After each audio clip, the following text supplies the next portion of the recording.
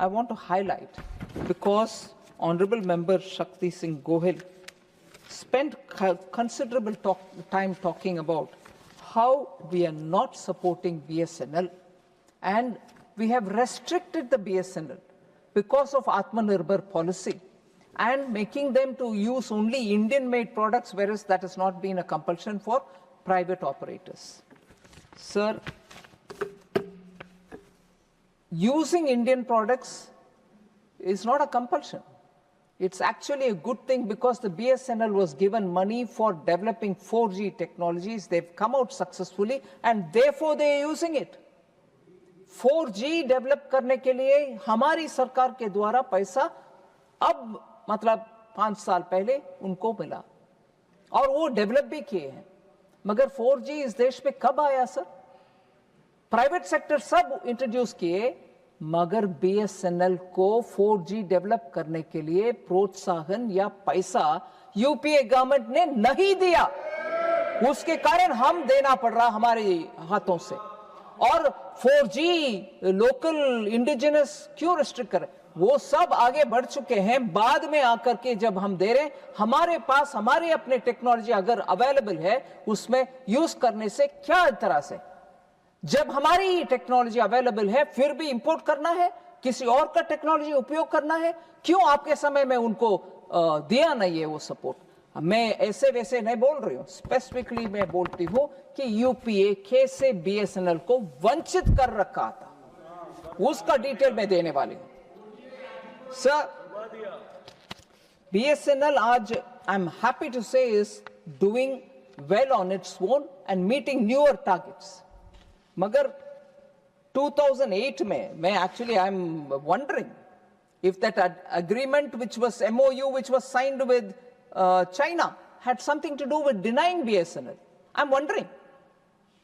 CPC के साथ आप जाकर के MOU साइन किया, उसका विषय तो हमें मालूम नहीं है, मगर उसी समय से लेकर BSNL का हालात गंभीर होते हुए क्या उसका और इसका कुछ तालमेल है, कुछ लिंक है? स्पष्टीकरण करिए, क्योंकि तब से लेकर BSNL का हालात गंभीर होते गए। BSNL का कुछ भी नहीं सपोर्ट दिया गया उस समय से। So I would like to ask, क्या, what was it? Did you want to import the foreign technology and equipments? क्योंकि उस समय से लगातार फॉरेन इक्विपमेंट्स आ रहा है इस देश में टेलीकॉम का। मैं कंपनीज का नाम लेना नहीं चाहती हूं, लगातार आया, उसका कंट्रोल कुछ नहीं था, और BSNL literally struggling to survive against this flooding through imports. उस समय कोई कुछ सपोर्ट नहीं था। मैं लिस्ट कर रही हूं। यूपीए सरकार ने लाइसेंस फी रीइंबर्समेंट करने से इनकार किया। They stopped the license fee reimbursement from 2005-06. BSNL paid 37,513 crores towards license fees and spectrum usage charge, but was reimbursed only 9,249 crore, and that too only till 2005-06. After that, the UPA simply stopped paying BSNL. आज BSNL का विषय में इतना घरियाली आंसू। Second, sir, forced BSNL MTNL to overpay for 3G and BWA spectrum in 2009-10. मैं facts बोल रही हूं sir. MTNL was made to pay 11,098 crore, matching the highest auction price. सरकारी है, मगर ऑक्शन में हाईएस्ट प्राइस जो हुआ उसको वो देना। Over 20 times the reverse reserve price of 320 crore. BSNL, MTNL का एक एक करके डेथ नेल, thrashing them. हाँ, overnight, MTNL, literally overnight, after paying this amount, MTNL went from cash-rich company to debt-ridden one. उसका उस समय ध्यान देने वाले कोई नहीं थे, मगर आज जब BSNL उठकर पैदल और रन करने के लिए कगार में आ गए, हमें क्वेश्चन कर रहे हैं। Overnight, they became debt-ridden. BSNL similarly paid 18,499 crore, eroding its entire cash reserve. ये क्यों हो रहा है सर? उस समय क्यों हुआ? किस फोर्सेस आपके पीछे थे कि BSNL को खत्म कर दो करने के लिए? ये क्या है?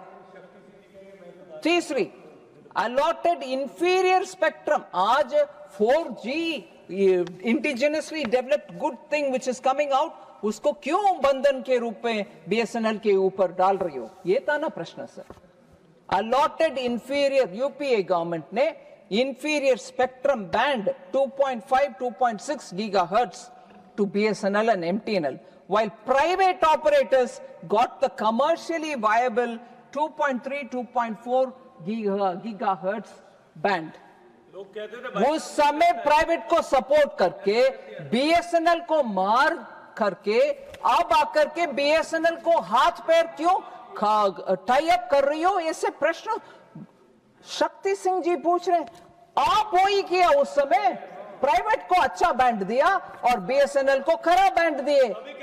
वही बात बोलिए जी, ये कहां की लॉजिक है सर? जब आप करते हो गलत उस समय कोई उसके ऊपर टिप्पणी नहीं है, दया नहीं है BSNL के ऊपर. हम जब हमारे अपना अच्छा 4G बैंड ले आ रहे हैं, उसको जब BSNL खरीदता है, you have a problem. With such deception for BSNL, denied UPA, denied financial support for employee restructuring. Employee का भी restructuring करने में वो तैयार नहीं थे. Cabinet postponed it till February 2014. उनके समय पर कोई कुछ नहीं हुआ. Proposal for long-term loans at 1% interest to reduce employee expenses was supported by the group of ministers. Even then, the Ministry of Finance also supported at that time. But till 2014 February, they didn't even want to take a call on it. Denied mandatory use of BSNL MTNL services by government departments and CPSE. इतना BSNL के लिए मन जब तड़प रहा है, दिल जब तड़प रहा है, डिपार्टमेंट, सरकारी डिपार्टमेंट में BSNL उपयोग करने का कोई आदेश नहीं था. हम बोल रहे हैं, हमारी तरफ से हमारी सरकार बोल रही है, हर डिपार्टमेंट में BSNL उपयोग करो, वायर भी और वायरलेस भी. वेरस उस समय वो नहीं हुआ. दूसरा, sabotaged BSNL network expansion. Network expansion करने के लिए आदेश मिला नहीं था. BSNL's 2006 tender, sir, for 45.5 million GSM lines were delayed, then curtailed to 14.5 million. उनका capacity को कम करते आ रहे हैं. 2008 mega tender for 93 million lines, the largest in the world, was cancelled in 2010. Cancel कर रही हो आप और ऊपर से हमें प्रश्न पूछ रही हो BSNL के ऊपर में. हाँ? And who was the one who recommended that cancelling of the tender, sir? Pitroda committee's recommendation. गुरुजी है वो, पार्टी का गुरुजी है, उनके पार्टी के गुरुजी बोल रहा है कि BSNL को खत्म करो.